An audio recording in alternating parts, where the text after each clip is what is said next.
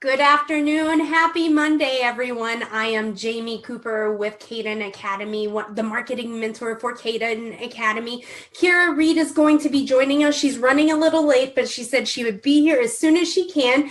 But today we are talking with our Monday mentor. We have Kerri Accardi. Kerri, how are you doing today? I'm doing awesome. Thank you for having me. Thank you so much for being here. So Kerri owns the company 420 Media. Right now, she is joining us from Las Vegas. How's the weather in Las Vegas? Dry, I'm sure. It's gorgeous. It's been gorgeous lately. So it's coming from, I just came from Portland a few weeks ago. Mm-hmm. So I love Portland, but Portland's going into that change of getting cold and rainy. So I'm into the sun right now.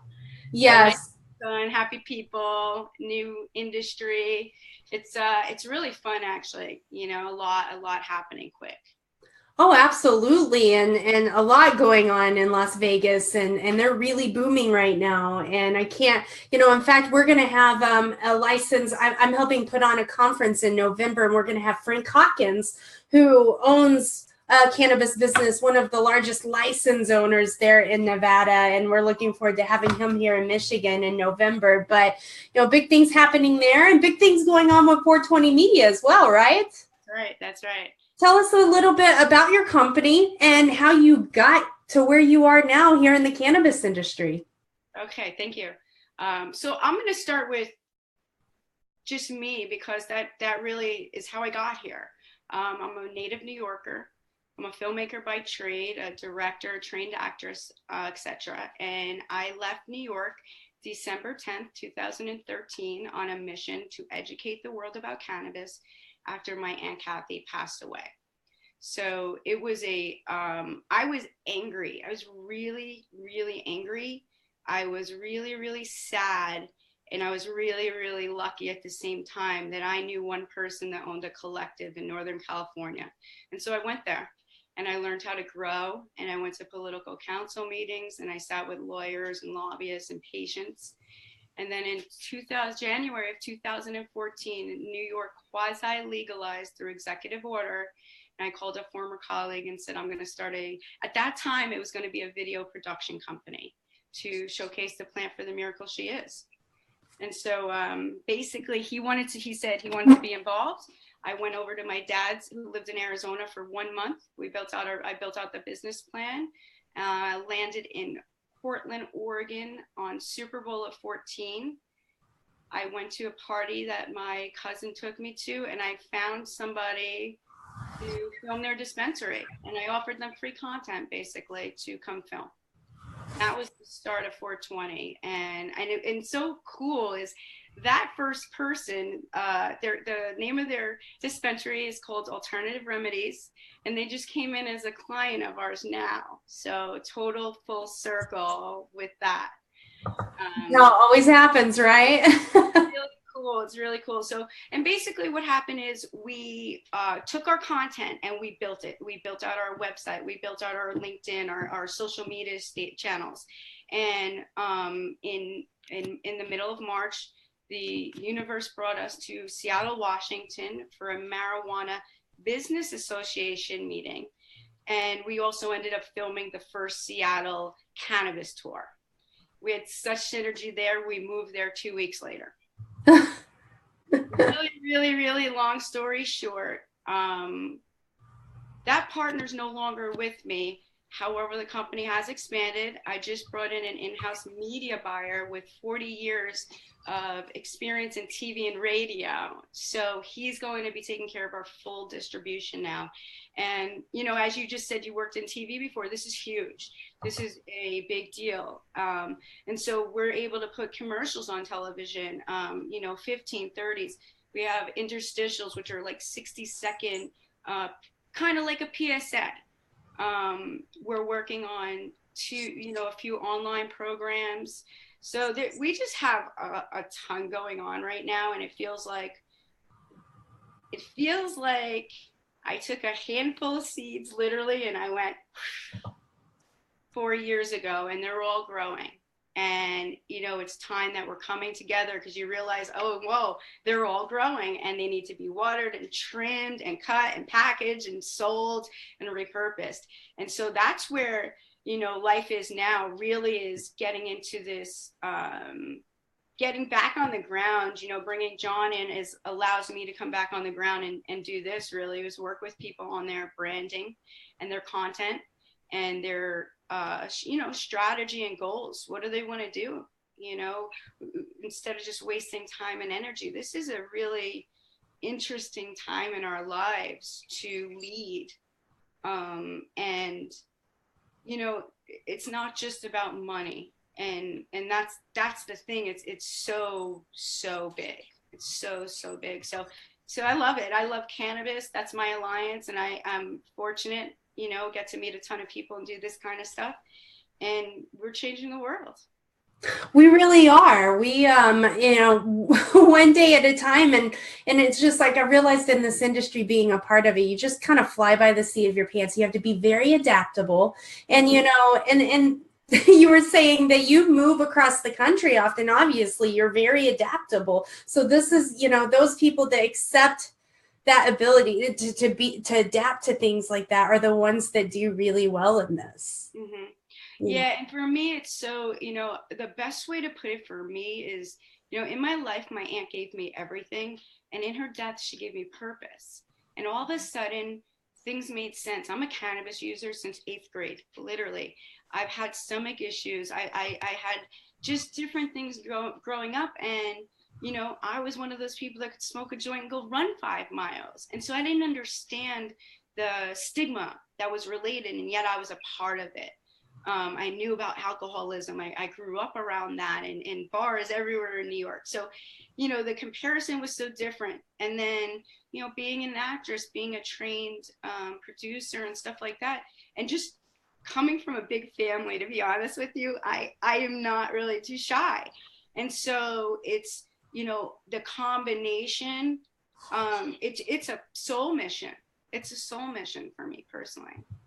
Well, and I wanted to ask you, what kind of advice would you give to someone who is thinking about getting into this industry? Because we all start at that point where we're like, oh, should I get into this or not? You know, it sounds attractive, but I'm still so worried about the stigma. You know, like, how do you put that aside and move forward? How did you do it? For me, and still to this day, because I've gotten my butt kicked in business, you know, it always came down to my why. And, you know, in the hardest of my times, nothing was as hard as watching my aunt die, and die from fear, die from these bullshit lies that are based on propaganda. And so, you have to know why you're doing it. You really, in my opinion, because I would have quit. I really would have. I would have go work with someone or for someone, and because it's very difficult. It's expensive. It's, you know, a new industry. And it's new for everybody, and so there's all these legalization. You have from activists to business to corporate to pharma to media. It's a federally illegal drug, right? Let's just be realistic here. Yes. There's some huge hurdles still there. So make sure, you know, that I think knowing why is going to help define, do I open my own business? Do I go work with someone else? Do I go and intern to see, do I want to be a part of this? You know, is it just a money thing? And if it's a money thing, that's okay too. Where are you going to make the best money? What do you do? You know, are you a good producer? Are you an assistant? Are you a publicist? You know, the industry is wide open right now for experienced, smart individuals. Keep your egos at home. Yes. No room. There's too many. Yes. You gotta cut through them. Get out of here, you know? And so, you know, that's really it. Why do I want to do this? Do I love the plant? You know, because that's going to help, you know, if you love the plant, maybe you go, oh my God, I didn't know. I just love the plant and I want to grow. Mm-hmm. Right? And so there's all these things can develop. So I know for myself, it's actually a funny story. When I first left my friends were like, well, what are you going to do for money? And I'm like, I don't know, I'll be a trimmer, right? And I didn't even really know what trimming meant. And then I went to my friends, and he's told me, you are the worst trimmer ever because all I wanted to do was smoke and talk, because I was just like, oh, I'm like, how do you sit in this and like not just love? And so I was like, I better go back to what I know. And I know media, I know TV, I know that kind of world. So it was just more of a transition. And then when we made content initially, people didn't know what to do with it. And so that's really what started putting us out to getting more involved in helping people with the strategy and distribution. Yeah, well, content and, you know, being a marketer myself is just like, that's what's really missing, especially from the businesses. Right now, there are a lot of media companies, a lot of cannabis industry type media companies that are putting out content, but the businesses are really lacking that. And, you know, and if we teach these businesses how to produce, because people are going online to find answers about how they can use cannabis for their everyday lives. And it's an opportunity for businesses to supply that information, because becoming a trusting resource to your potential customer, that's going to lead to a sale. You know, and I think that it's, for some reason, you know, the last several years, well, since this industry really started rocking and rolling, these companies just kind of forgot that to do that. You know, there are a lot of different budgets that I've seen for licensing, and there are no marketing budgets in there. And I'm like, you can't do that. Like, this would never survive in any other industry. And so how do we really encourage and teach these businesses to really start creating more content so we can educate more people across the country? Right. Well, I think that, you know, when I got into this back in 13, 14, there really was no content. And actually, you know, the reason I got into this, again, was because of, you know, trying to convince my family that this was medicine. All that existed was high times and, you know, people smoking out of bong heads and just stuff that was not portraying cannabis as a medicine. And I love high times and all that, but this was a different look and perception. And so I think that, you know, when I came in, again, there was only niche magazines. I mean, literally there was niche magazines and trade shows. Back then, there was a few shows. Now there's like 3 a week. And so again, we're coming into reefer madness all over. Who are these people that are 3 a week? Where have you been? And how are you an expert? And if you are an expert, come out and help us. But, you know, there's also the pay to play. And so we have to be realistic here of what's going on. And you know, this is a big industry, right? This is one of the fastest growing industries in the country, if not the world right now. And so a lot of people want a piece. My thing personally is that's okay to come in and want a piece, but if we don't stand in alliance as colleagues, as friends, as supporters of cannabis, the government is going to come in and shut this all down. They're going to go Schedule 2 and they're going to give it right to pharma. Period. No, thank you. So, you know, at the end of the day, we have receptors in our body for this plant, right? And so, again, it's why I got into media. What I realized was, you know, some people don't care about it healing you. They just don't care, but they care about money, or they care about their rights. They care about freedom. You know, and so it's about connecting with each individual for what they care about.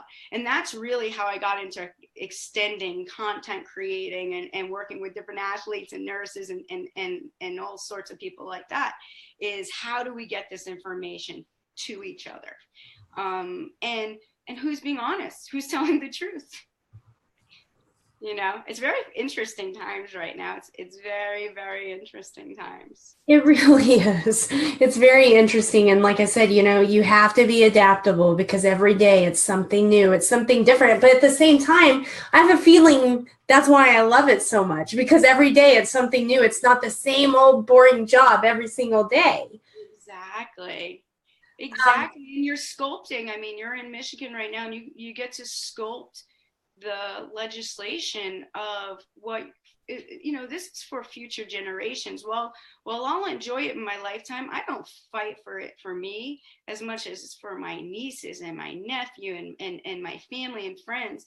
So they don't have to continue to suffer and die from lack of knowledge, from information, from, we're being forced to take drugs, and not even, we are being forced, and then people just are not taking accountability for their lives to eat right, for example, or to meditate, or do some form of exercise, right? They all just want to take a pill. So I feel like no matter what, this plant's good. Whether you want to call it medical or recreational, it feeds our receptors. So if it makes you feel good and it's helping create apoptosis for cancer or relieving pain for arthritis, balls to the wall, let's do it, right? Right. It looks like Kira just joined us. Hello, Kira. Hello, ladies. Hi, Kerri. Sorry I was not able to be here when we started our broadcast, but no worries. Going on in the group I needed to handle. Thank you so much for joining us. I have been listening in the background. Jamie, you've been doing a great job, great interview. So I'm gonna be here. I'll ask some questions, but Jamie's doing a great job. So it's her interview. Great. I dig it. Nice to see you. Kerri, I wanted to ask this. So what companies or organizations do you feel like are doing it right now? Who are the ones that are producing a lot of content that you're like, wow, they're doing good. They're doing a great job putting information that, these consumers and people need? Are there any that kind of stick out? Because I feel like there's a huge lack of content. Yeah. So there's some people in the industry putting out good content. I think Green Flower Media puts out good content. It's very informational and educational, but it's not. Those are platforms. I don't see an actual company, to my knowledge, putting out specific information all the time. But that's just to my knowledge, and I'm around a lot, but I don't know everybody. So I have to think about it. I have to think about That's that. Okay. Yeah. That's okay. Well, let's go with job to convince them to, for sure. For sure. Well, let's take a look at your website. I'm going to go ahead and share my screen so you can kind of give us a walkthrough and some of the services you offer and some you were talking about. So Kerri has a very large focus on video, which I think is huge. Yes. Obviously. Yeah. Video is the wave of the future. Video is 60,000. We process it 60,000 times faster than text. So it's just, look at our generation. We're like ADD, everybody. So it's really interesting. It's funny, when I first started the company, Vine was out, and Vine was doing 6-second videos. I was pushing my editor to make sure we had 6-second videos. He wanted to kill me. Like, he literally wanted to kill me for doing this. But we did it. And so we would have even just Bud turning around with Obama's voice talking about the war on drugs is an utter failure, right? And so these 6-second videos started amassing, thousands of followers for us just on that little platform at that time, and then to be able to share information in just a minute, people don't want to read. They don't want to read through pages. So I think that it's just where we are in life, in society right now. So we have to do it. Over the weekend, I was with a girl in our family who is 16, and she was Snapchatting, and she literally just randomly put her phone up. There was a video of nothing. It was of the wall, and she posted it. And I said, "That's not even a good photo or good video. It's just nonsense." She goes, "Kira, that's how kids communicate these days, in video clips of nothing." That's it. I know. It's crazy. It is kind of funny. I'm still getting into Snapchat. It's so funny though. Boo Williams, he's a football player I used to do some work with. He played for the Saints. He's a big Snapchatter. So he's the one always showing me the couple times. But that's an interesting platform itself. I mean, that hits ages from like 2, 3 years old. These kids are looking at their phones with their mom. It's really, it's scary. It's a little scary, you know. But it does speak to the fact that we're changing the way that we communicate, yet again, into visual clips instead of words, and passing those along to highlight moments in our life. Right. Well, if we look at it, like, so in reality, like, let's go look at the history in cannabis. I call this recreate. I call 420 Media, we say recreating perceptions is our tagline. And I was working on a show where we were just talking about, we called it the Reefer Madness No More campaign. Because if we really think about it, it is video that's been changing our perception, right? So back with Reefer Madness, that really took us to a whole other level. Have you seen the film? Oh, it's ridiculous. Horrifying. It's horrifying. And so I have these real visceral issues with it because, again, I got into this because my aunt died. So there's no joke about this to me. Mm-hmm. And while people can look and go, oh, ha, ha, ha, that's funny, it wasn't funny because people were going to jail because of that. People are dying because of that, and people still believe those stigmas because of that movie, because they saw it. And then they created the photos that go along with it, and this just absolutely absurdity. I mean, truly absurdity. So I feel like, you know, for me personally, when I was contacted by TV back in 14, and that's what started this process of me even going down the TV lane versus just keeping the video. And so even that whole process is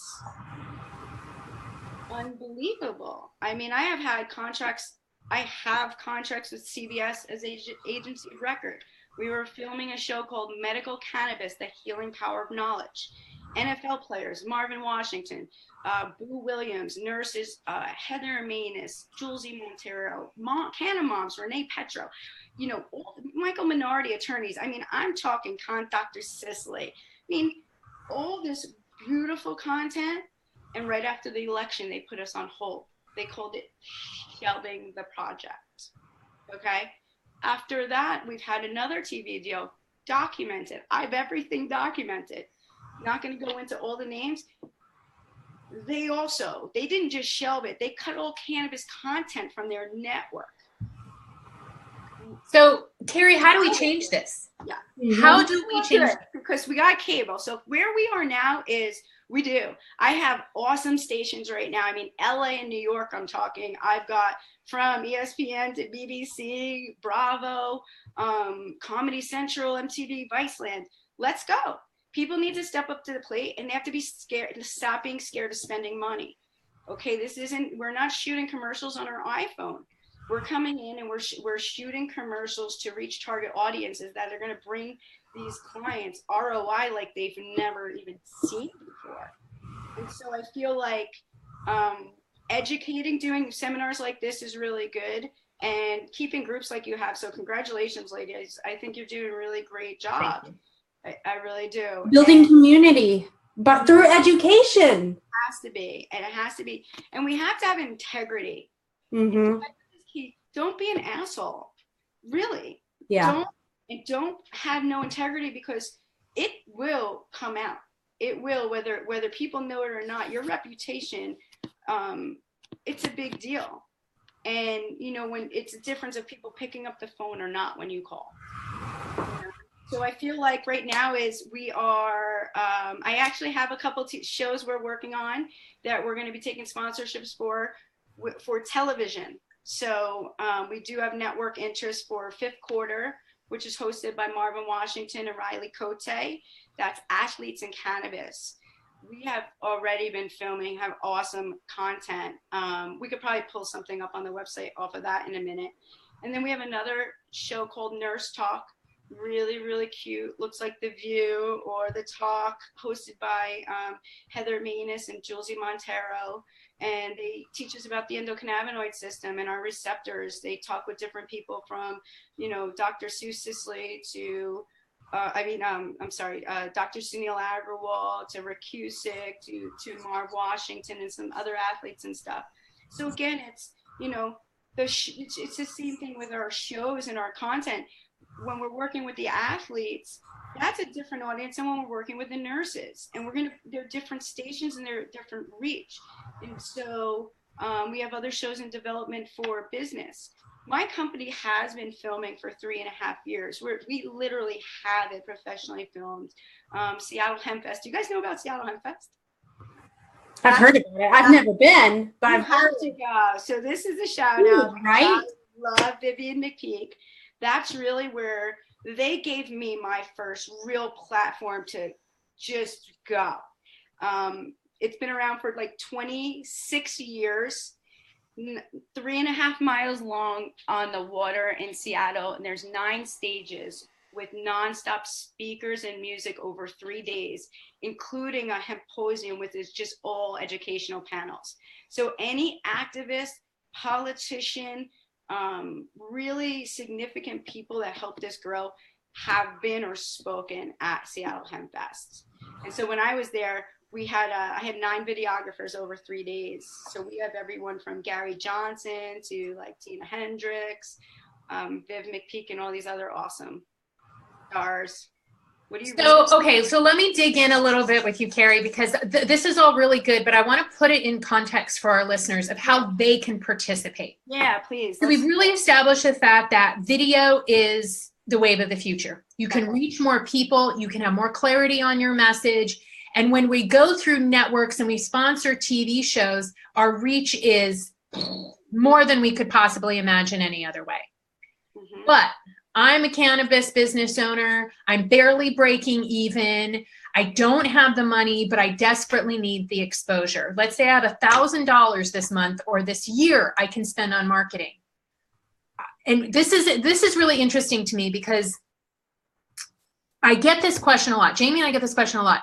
Well, we can't advertise. So what are we supposed to do? They won't let us advertise cannabis. So my thinking is becoming, look for all of the different projects that need sponsorship and see if they'll take $200 or $300 or $400 to put up your logo, to do a brief story on you. That there are a lot of things that are happening in the cannabis world that need some money, that need sponsorship, that can be matched with these brands that are having a hard time getting a word out about themselves because Google and Facebook are not being friendly to advertising. So walk me through how I should be looking at this as a company that's just getting started with very little marketing budget. First thing is get it out of your head you can't advertise. That's just bullshit. And it's very frustrating to someone like me that keeps reading when marketers are saying this, when I know firsthand that I can take people to television, to over 100,000 websites on banner ads for pre and post roll. I can take them. I'm working with CCTV now. They're in over 100 dispensaries. We can put a clip on them running in the dispensaries. You can go on Facebook. There's just specific and strategic ways to do it. And why do you want to be on Facebook? So people have an idea. So I think what I'd like to do, I did write some notes earlier, is, going back to your original question, is really thinking about this. If I have, number one, save more money than $1,000 if you're coming into this business. Really, like, you got to be realistic. This is business in America. Okay, so we have to be realistic. And I have funded my business, so I have I can't do it. I call bullshit on everyone. Find a way to make it work if you really want to. What is a number that we need to think with for those who have zero marketing experience? Well, it's not just necessarily a number. It's like, so what I think is, first of all, is you got to think about what you want, because there's ways to partner with people. There's ways to, sponsor where it's a non-financial sponsorship. However, there's a 2-win from the situation, right? And so, get your imagination out. Start really, stop thinking things are going to be handed to you. We're coming into an industry with a stigma of 100 years. Okay. So stop. This isn't Coca-Cola. This isn't, and and if you don't have the money, then go work for somebody, and then save money until you're ready to come in and do it, because you're going to have these issues ongoing and ongoing if they don't. But going back into the initial question, I would think is really you have to think about what's your strategy, right? Before I think about what I'm going to create, I don't even know what my strategy is. What's my plan and why? So I do like this old thing I used to do as an actress, which is 5 W's. Who am I? At the brand, not who am I as Kerri, but who is 420 Media? What are you doing? And really flush that out, whether you journal, whether you brainstorm, whether you doing with your partners, you're hiring someone like myself and we're sitting there and we're doing it with you. And that's really going to determine your how, right? Because if you think about all the 5 who, what, where, and then why, because your why is that's what keeps you standing when you're getting pushed around. And then you got to go how, right? So depending on, is my strategy, okay, I only have $1,000. So, all right, well, here's the different options. I think I can advertise in CCTV for $100 a month, or I can advertise in a local paper, or whatever that is that can fit. You have to think, okay, where is it? And if it's $100 a month, well, what am I going to advertise? Do I have a photo? Is it a customized? Can I make a video on an app? I would stay away from people doing their own video work. It's, again, frustrating to professionals like myself.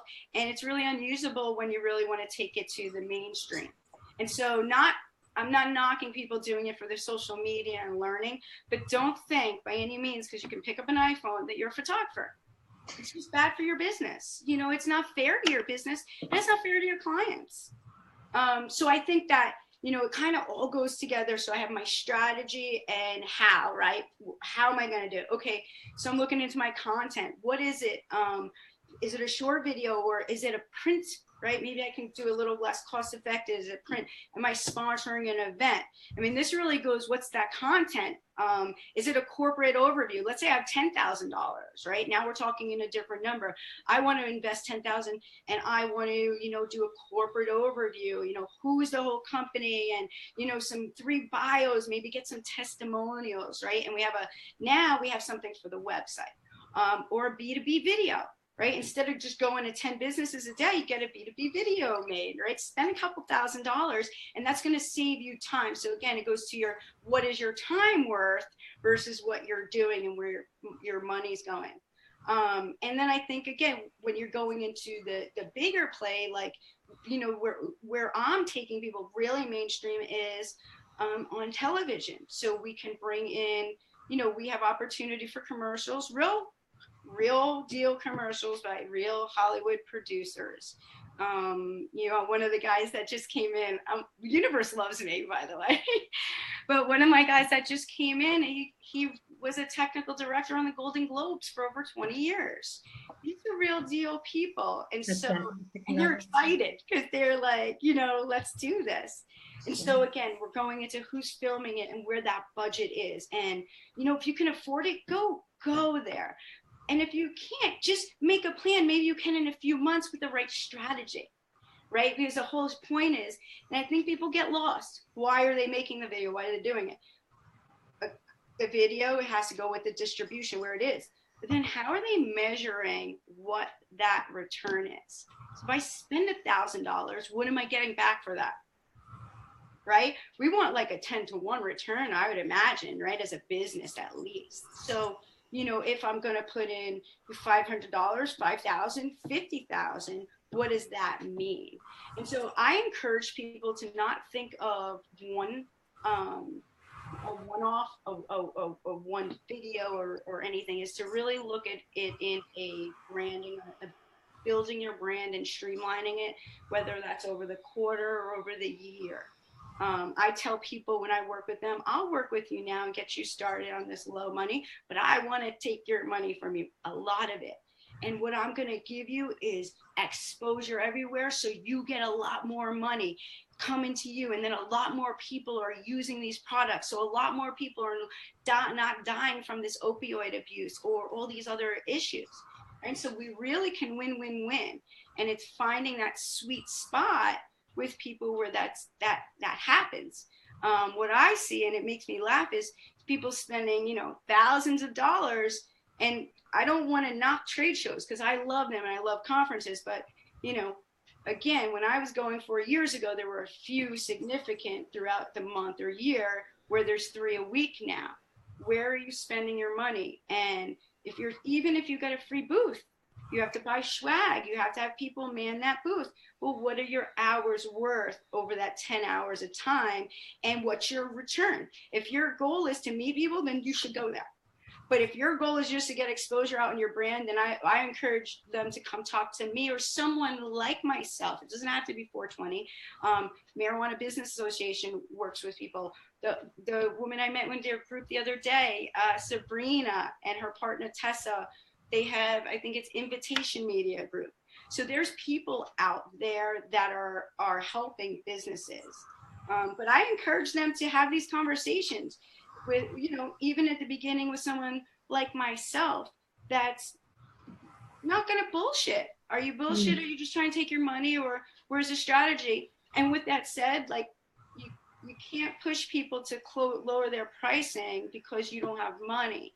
And, you know, it's unfortunate, but I went down that road before and I tried, and it was not good. You know, it was not good on my finances when it cost a lot of money. It wasn't good when there was no respect because they didn't have to pay for it. And so there's this innate value we have with each other and as businesses, I think. And we need to invest in ourselves. You know, that's it. It comes down to, what do you want to do? You know, and for me, I'm like, I'm going to take investors soon for a new online network I'm launching, which is a different project. But I have self-funded. And so, you know, sometimes it's not easy. And sometimes you got to eat tuna fish, right? Or you got to, you know, not maybe buy the shoes. I mean, I used to make fun of myself and say, oh my God, my friends would kill me if they saw my nails, right? Because I used to get my nails done. And so all that money had to go back into my business. But that created now my confidence. It created a lot of assets for me too as a business. And so I think, like, we need to think about these things. You know, everyone can go, oh, I could start a business. I had to start a business. No, it's not that easy. And even if it's the MLM businesses or this hemp business, it's bullshit. It takes work. A lot of work. It's a lot of and a lot of sacrifice. Yeah, you have the strategy. You have to have the strategy. You have to reach your goals, and you have to do the work in between, you know, and you have to have all 3 of those things going to be successful. And stay smiling. Yeah. Well, I think eventually over time, you really learn some of those things, that you take away some of those things or hand them off that keep you from smiling. You know, those tasks that we all have to get. I'm finally, yes, that's what I'm doing. I'm giving jobs away right now, and it's fantastic. Yeah. Same here. Like, I'm creating opportunity for other people that do the same thing as what I do. You know, Kira, we always talk about collaboration. There's enough damn space in this industry to collaborate. And I think too, you know, with collaboration, people should still treat it as a business. I mean, we still can have a one sheet stating what our goals are and objectives, what those deliverables are, etc. So people are clear. Right. You know, the issues I've seen or had was when there was just not that super clarity of, you know, Kira's going to do this and Kerri's going to do this. And one feels like they're being taken advantage of, or they are, you know? Yeah, well, that's a risk in any partnership. And sadly, many of them do go down that road. So it takes a certain level of maturity to actually be able to be a part of a partnership and a collaboration. That's so true. Yes. Well, I love what you ladies are doing, and I think it's super important. Thank you. And yeah, it really is. It's, you know, again, I've been around a long time. I've seen groups. I know women grow. I know a lot of women in this industry, and it's really important to, again, to stay in alliance. We don't have to be best friends with each other. That's just life. But to stay in alliance and really, you know, stand for the plant and for the laws, and not get lost in this, you know, again, it's reefer madness. Again, CBD only laws, which is bullshit, and it's hurting a lot of my friends' children and otherwise. And so, you hear that, Texas? Huh? mhm. Okay. Oh, sorry. Well, I met up with a friend of ours, a couple recently, and the wife is very interested in using cannabis for sleep and stress reduction. So I was talking with her about it, and her husband leans over in my ear and goes, I don't want my wife to become a pothead. I'm like, okay, this is the industry that I work in. That I know what I'm talking about, but still, because of the stigma, you still have this idea that it doesn't matter that your wife is reaching here instead of to a pill, that she's expressing the fact that she actually has some issues she wants to have handled. You don't want the optics of having a pothead as a wife. So there's a lot of work to be done. You know what?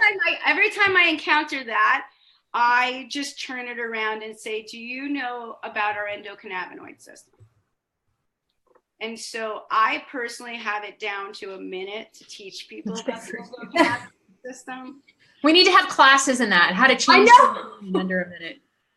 I really do. And I change people with just enough facts that they can go and Google them, receptors, where they are, how it works, and the history. I mean, facts are on our side.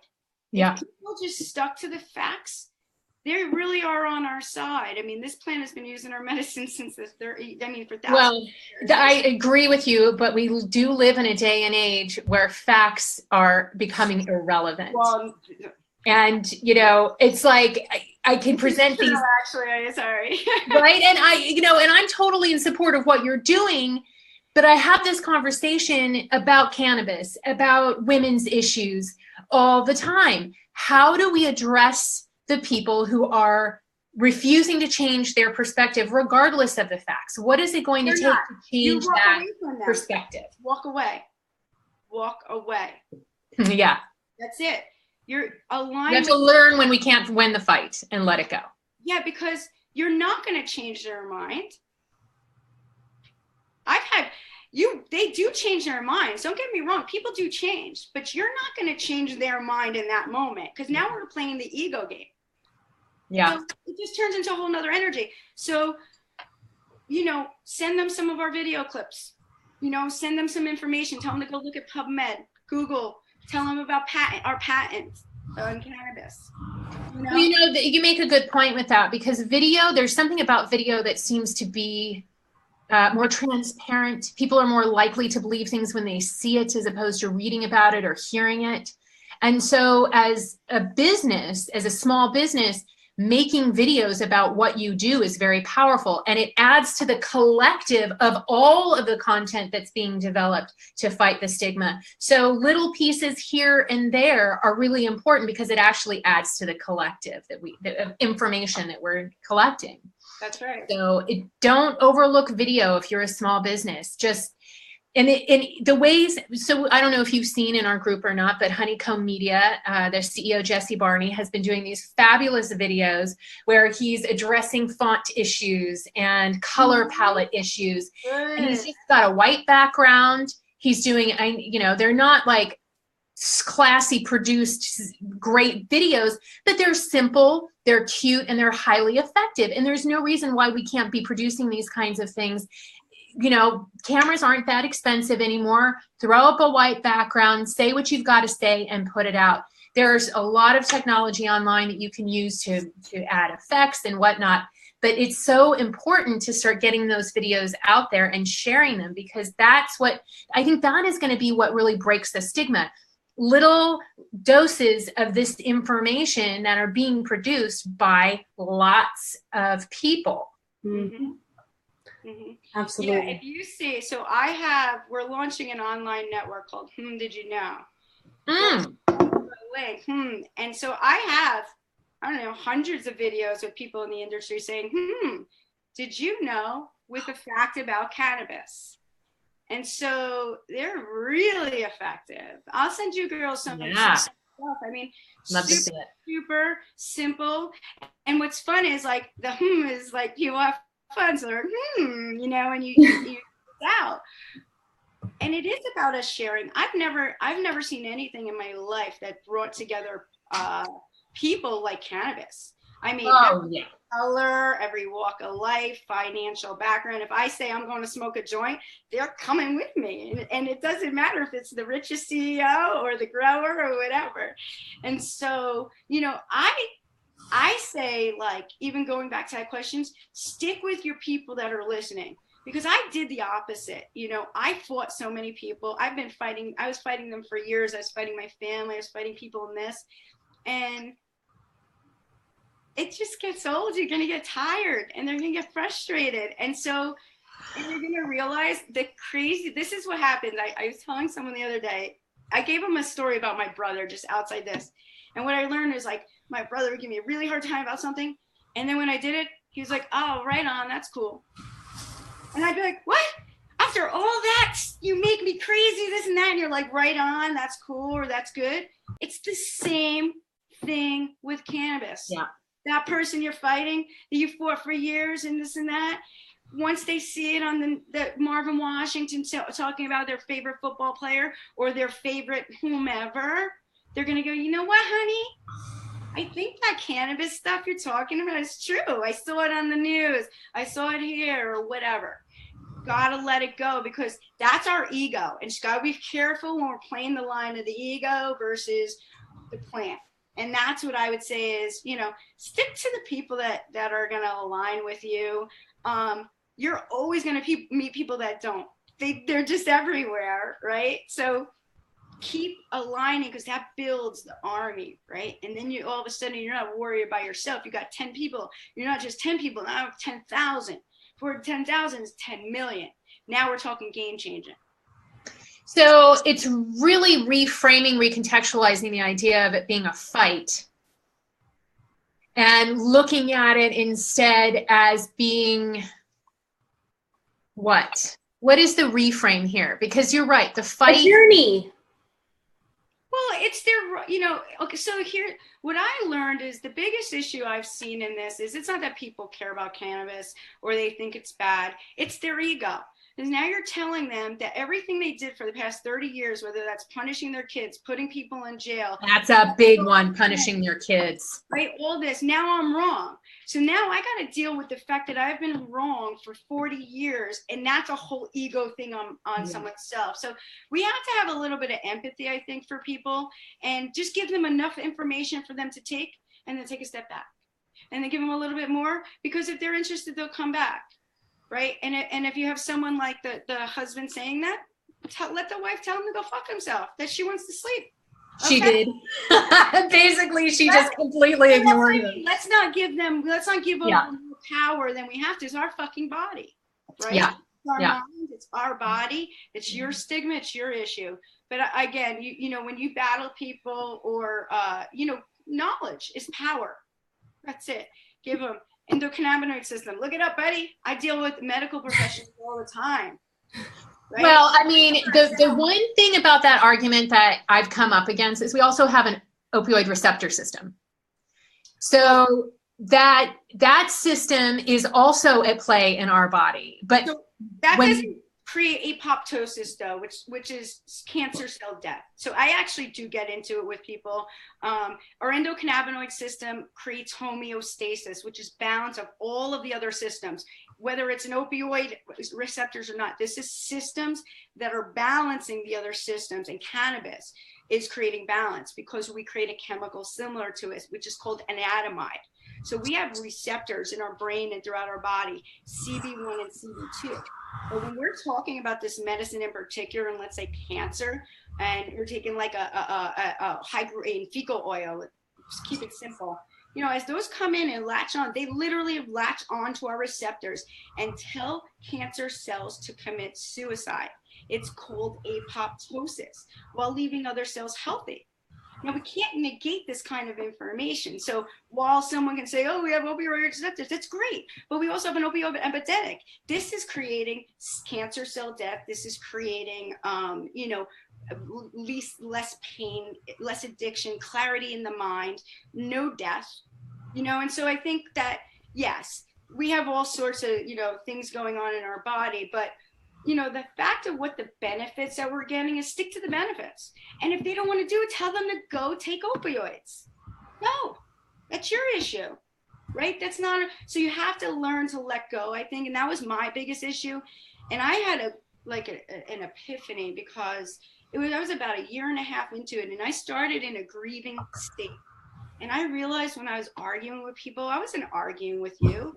I was arguing because I was still trying to keep my aunt alive, even though she was dead. It was like psychologically arguing for her. So that was a big point for me to learn to let go. I think that's really very smart self-awareness. And I think that can be true or is true for a lot of women who are in your position. They themselves have gone through it. They've had family members or children. And so you take up the fight from this very, very personal place. And then the ego kind of overcomes the argument. And that emotion then becomes the thing that's like, it doesn't even matter what you're saying. I don't want your emotion. So yeah, it can become a really frustrating point of yoga and meditation, journal. Really stay grounded, because this is it's in flux. It's an influx industry, and it will, I mean, we haven't even embarked on hemp yet. Hemp will change this whole world. Amen. Yes, it will. Yes, it will. Well, Kerri, thank you so much. We're at the end of our time. So I just want to wrap up. Can you give me quickly 3 things that you want small business owners in cannabis to know when they are thinking about either video for their company or advertising? Yeah, I want them to think about, their main things. Think about what their strategy is going to be, their whys, because that's going to lead to their how. That's going to lead to their decisions of what kind of content needs to be created. Is it a written piece or is it a video or both? And then where is it being distributed? Again, that goes into the whole strategy, because whether I'm distributing it on Facebook or in a magazine versus on a TV show, for that matter. So those are going to be all the differences on budget, right? Needs and their goals. Some people are not ready for millions of people. They don't need to be on TV. They can't handle it. So these are things to really think about. And then how they're going to measure it, right? We don't want to just throw money away or throw our time. We have to have respect for ourselves and our business. So, how are we going to measure that return? Is it, whatever that goal, if it's an event, maybe your goal is to meet 10 media people, or if it's a magazine, or so, a magazine, it's to reach an XYZ audience. For social media, you might say, okay, I have 10 followers now. My goal is to have 100 followers every week, right? And so you're setting these goals that are going to show this return on it. And that's what's going to keep it growing and feeding in. And then again, you're going to TV and digital. We start talking about different impressions and CPM values and stuff like that goes into a little bit of a more in-depth conversation and how to measure that kind of stuff. So really thinking though, what's your story and why? Because when we let go and just go there, and I encourage you, journal. Don't worry about knowing it now. Scribble. Get it out, listen to good music and, cry, dance, think about why you want this. And, trust the universe is going to bring that to you when you let go and ask for it. It really does. That's great advice, Kerri. Thank you so much. Thank you, ladies. It has been such a pleasure having you today. I'm sorry that I wasn't here for the whole interview, but of course, Jamie did a stellar job. So thank you for covering me yet again. You cover me too. I missed you. I was like, yay, finally, Jamie and I get to do a co-host again. And I love it. We'll have plenty of opportunity. Work is dream work, ladies. Keep doing it. Keep doing it. And yeah, let's definitely keep in touch. I'll send you some videos and, keep growing the group. It's a wonderful thing. Thank you. But and keep it, you got to keep control of it or it will be an out of control group. And that's the thing is about police. It's why I can't start a group, because I don't have time to police or even think about that kind of stuff, but it's awesome work. And I love what you're doing. Thank you so much, Kerri. That really means a lot to both of us. We appreciate that. We do put a lot into it. Yeah. Where can people reach you, Kerri, if they are interested in finding out more about your services, more about 420 Media, or if they have questions for you they weren't able to ask here? So our website is 420media.us. Our my business line is 425-420-0585, and we have at 420_media on Twitter and Instagram, and then Kerri Accardi on Facebook or LinkedIn. All right. Thank you so much, Kerri. Thank you so much, ladies, for joining us for another fabulous Mentor Monday. I hope that you've learned a lot and been able to actually open your mind about your opportunities and options when it comes to sponsorship and advertising. We will be having our Founder Friday. We're coming back this week. We don't have our guests booked yet. We've got a couple of people that we've got lined up. And join us again next week for Mentor Monday. So until Friday, ladies, we'll see you. Have a great, productive week. Bye-bye. Bye. Bye.